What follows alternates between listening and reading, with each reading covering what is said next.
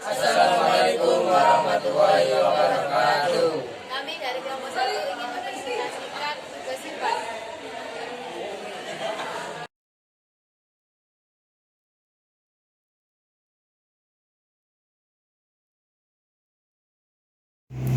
Materi 1.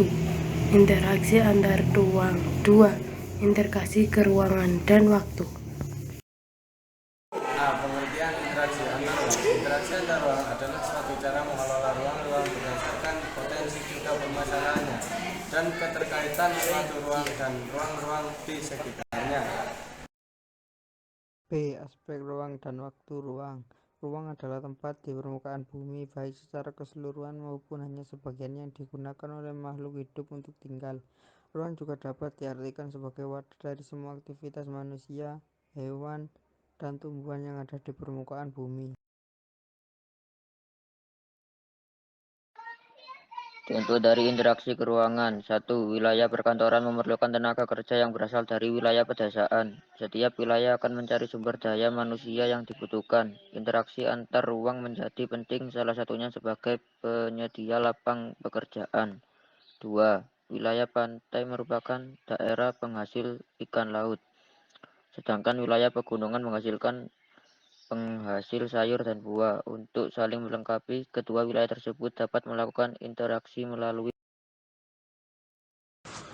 Waktu. Waktu merupakan rangkaian peristiwa yang terjadi ketika suatu proses berlangsung.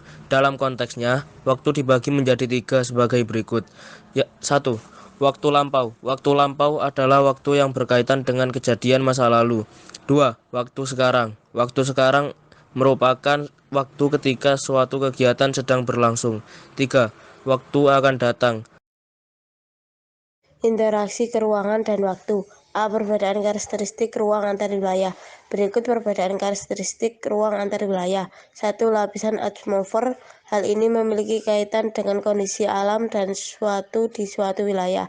2. Keanekaragaman hayati. Keanekaragaman hayati menyebabkan adanya perbedaan flora dan fauna serta komoditas pangan di setiap wilayah.